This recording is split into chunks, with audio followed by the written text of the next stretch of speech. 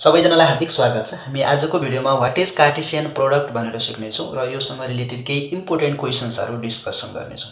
तपाईहरु डेफिनेसन पनि पढ्न सक्नुहुन्छ। यहाँ के भन्छ भने if A and B are two non empty sets भन्छ। मैले दुईवटा नन इम्पिटी सेट्सहरु लग्छु। नन इम्पिटी सेट्स भने कस्तो? केही न केही मेम्बर भएका सेट्सहरु। जस्तो मैले एउटा सेट ए भनेर लगे र यसका मेम्बरहरु सपोज 3,4। त्यस्तै अर्को बी भन्ने मेम्बर लगे, त्यसका मेम्बर सपोज 1,2। अब यिनी दुईवटा सेट्स बीचमा बन्ने पोसिबल अर्डर पेयरको कलेक्सनलाई चाहिँ कार्टेशियन प्रोडक्ट भन्छ र त्यसलाई रिप्रेजेन्ट गर्छ ए क्रस बी अथवा B cross A. A cross B मतलब ए का मेम्बरहरु पहिले हुन्छन्, बी का मेम्बरहरु पछाडी हुन्छन्। ल बनाउनुस् त यिनी दुईवटा सेट्स बीचमा पोसिबल अर्डर पेयर 3,1 3,2 4,1 4,2 है। त्यसैलाई भन्छ यिनी दुईवटा सेट्सको कार्टेशियन प्रोडक्ट। यदि बी क्रस ए भन्नुभयो भने बी क्रस ए भन्नुभयो भने चाहिँ बी का मेम्बर पहिले ए का मेम्बर पछाडी र पोसिबल अर्डर पेयर जति बन्छन् तिनीहरुको कलेक्सनलाई चाहिँ Cartesian product between set A and B भन्छ है।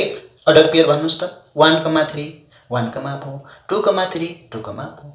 यसबाट बुझ्नु पर्यो दुईवटा नन इम्पिटी सेट्सबाट बन्न सक्ने पोसिबल अर्डर पेयरहरुको कलेक्सनलाई चाहिँ कार्टेशियन प्रोडक्ट भन्दो रहेछ। यसमा ख्याल गर्ने अगाडिपट्टिको जुन सेट हो अर्डर पेयरमा पनि अगाडिपट्टि चाहिँ त्यही सेटका मेम्बरहरु आउँदो रहेछ। मैले यहाँ ए क्रस बी बनाए भने ए का मेम्बरहरु यहाँ सुरुमा आइरहेको छन्। अब पोसिबल अर्डर पेयर त अगाडि पनि बनियो 3,1 3,2 4,1 4,2।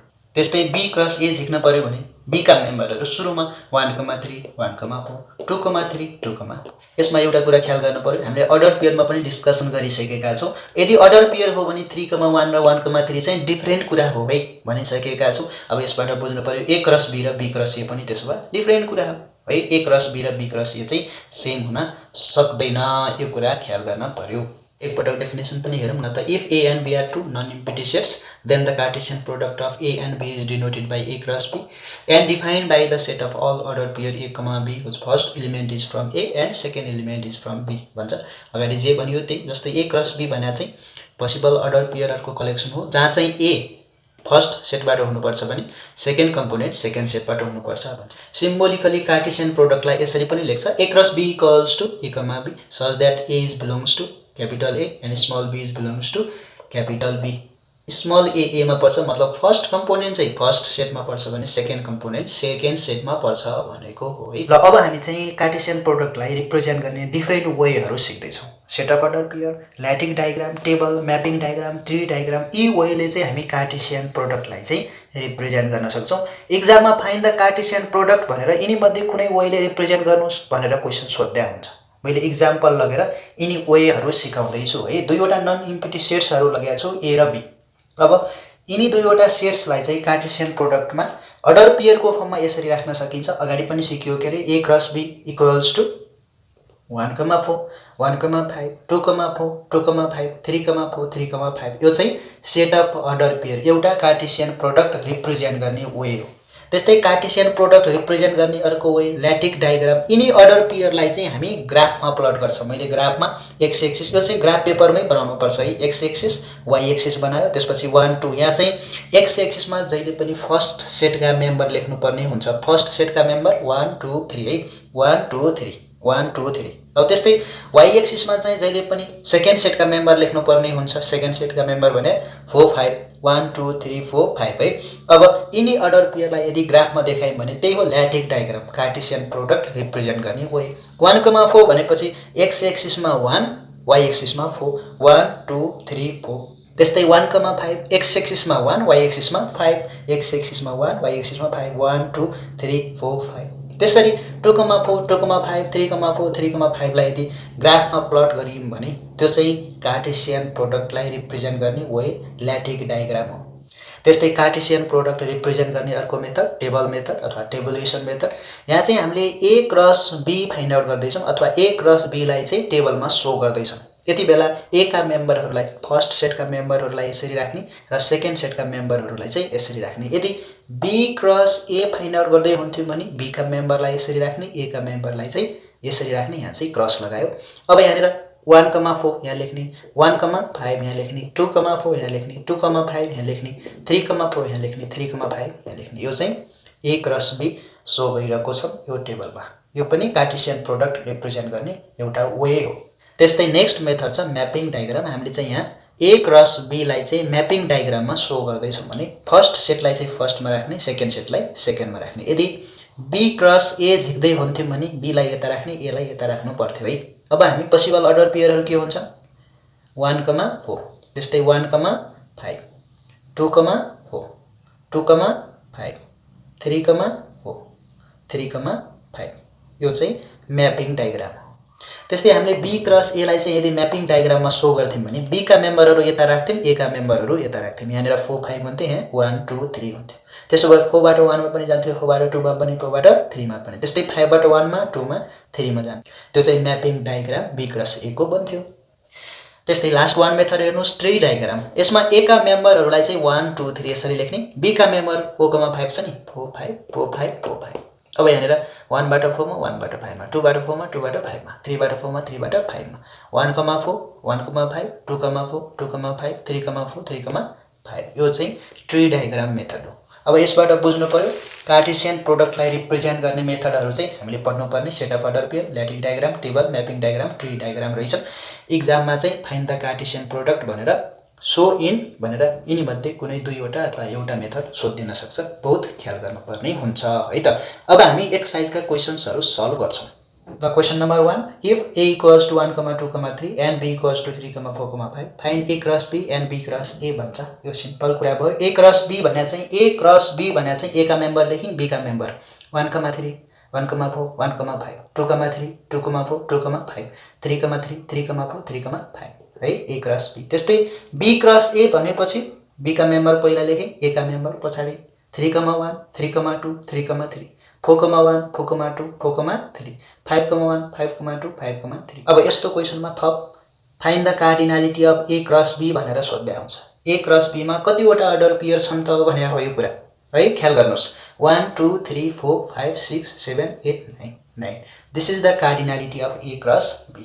त्यस्तै बी क्रस ए को कार्डिनालिटी पनि 9 नै हुन्छ। 1, 2, 3, 4, 5, 6, 7, 8, 9। त्यस्तै यस्तो क्वेशनमा चाहिँ so that A cross B is not equals to B cross A भनेर सोधे हुन्छ। यो चाहिँ सो गर्नुस्, प्रुभ गर्नुस् भनेर सोधे हुन्छ। अब यो त गाह्रो हुने कुरा भएन, किनभने ए क्रस बी हामीले झिक्न सकिहाल्छ, बी क्रस ए पनि मजाले झिक्न सकिहाल्छ। ए क्रस बी मा चाहिँ हरेक अर्डर पेयरमा फर्स्ट कम्पोनेन्ट ए को हुन्छ, बी क्रस ए मा चाहिँ फर्स्ट कम्पोनेन्ट बी को हुन्छ। सेम हुने त कुरा नै भएन। अब के गर्न पर्यो, ए क्रस बी झिक्न पर्यो, बी क्रस ए झिक्न पर्यो। Therefore A cross B is not equals to B cross A proved भनेर लेखिदिन पर्यो है। यो कुरा चाहिँ ख्याल गर्नुस्। त्यस्तै क्वेशन नम्बर 2 हेर्नुस्, if P cross Q equals to 1, 1, 2, 2, 3, 3 दिएको छ, फाइन्ड पी एन्ड क्यू भन्छ। सेटहरू फाइन्ड आउट गर्नुस् भन्छ है। अब यहाँ पी क्रस क्यू छ भने फर्स्ट मेम्बरहरू कसका छन्, पी का। सेकेन्ड मेम्बरहरू कसका छन्, क्यू का। फर्स्ट मेम्बरहरू के छन्, 1, 1, 2, 2, 3, 3 छन् नि। सेटमा मेम्बरहरू त रिपिट हुन्न। त्यसो भए 1, 2, 3 पी का मेम्बर रहेछन्। क्यू का मेम्बर याम यान छ भने याम यान चाहिँ क्यू का मेम्बर रहेछन्। ल त्यस्तै question number 3, if p equals to x such that x is greater than or equals to 7 less than 10 then find p cross p भन्छ। p भन्ने एउटा सेट हो जहाँ चाहिँ त्यस्ता xहरू छन् जो xहरू 7 र 7 भन्दा ठुला छन्, 10 भन्दा साना छन् भन्छ। त्यसो भए p का मेम्बरहरू कस्ता हुन्, 7 र 7 भन्दा ठुला, 10 भन्दा साना भनेपछि 7, 8, 9। p क्रस p झिक्न पर्यो, 7, 8, 9 क्रस 7, 8, 9 है। 7,7, 7,8, 7,9, 8,7, 8,8, 8,9, 9,7, 9,8, 9,9। This is the Cartesian product p cross p। ल त्यस्तै question number 4, if p equals to 4, 5, 6 and q equals to 1, 2 so p cross q in a mapping diagram and graph भन्छ। यो mapping डायग्रामलाई चाहिँ arrow diagram पनि भन्छ। यो graph भने चाहिँ ल्याटिक डायग्राम पनि हो है। मैले यहाँ p का मेम्बर लेखेँ, q का मेम्बर लेखेँ। म्यापिङ डायग्राममा सो गर्दैछौँ p क्रस q लाई। त्यसो भए p का मेम्बर फर्स्टमा, q का मेम्बर सेकेन्डमा, 4 बाट 1 मा, 4 बाट 2 मा है। त्यस्तै 5 बाट 1 मा, 5 बाट 2 मा, 6 बाट 1 मा, 6 बाट 2 मा। यो चाहिँ p क्रस q को म्यापिङ डायग्राम हो। अब हामी p क्रस q लाई चाहिँ ग्राफमा अथवा ल्याटिक डायग्राममा सो गर्दैछौँ। यो चाहिँ एक्जाममा गर्दा चाहिँ हजुरहरूले ग्राफ कपीमा गर्नुपर्ने हुन्छ। p क्रस q झिक्न पर्यो भने p का मेम्बरलाई x एक्सिसमा राख्ने, q का मेम्बरलाई y एक्सिसमा राख्ने। P का मेम्बरहरु 4,5,6 छ, Q का मेम्बर 1,2।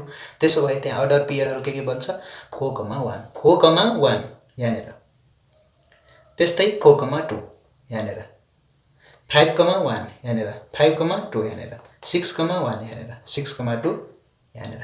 यो चाहिँ ल्याटिक डायग्राम हो P क्रस Q को, where members of P are 4,5,6 and members of Q are 1,2।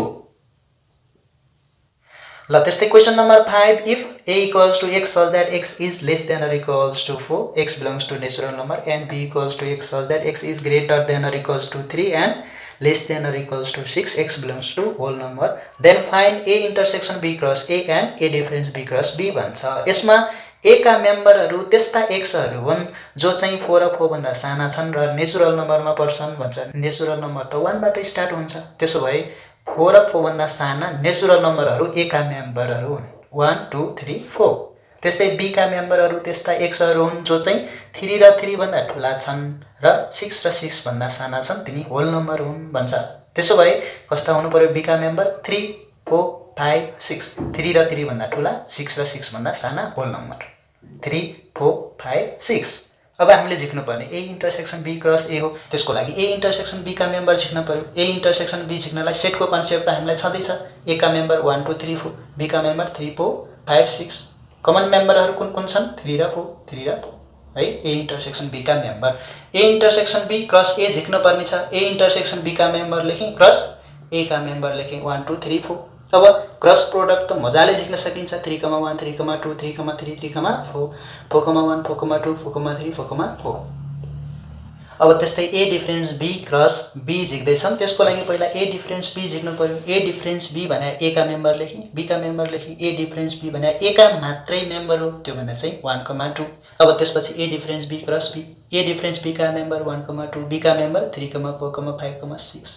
त्यसपछि हामी कार्टेशियन प्रोडक्ट झिक्छौं 1,3 1,4 1,5 1,6 2,3 2,4 2,5 2,6।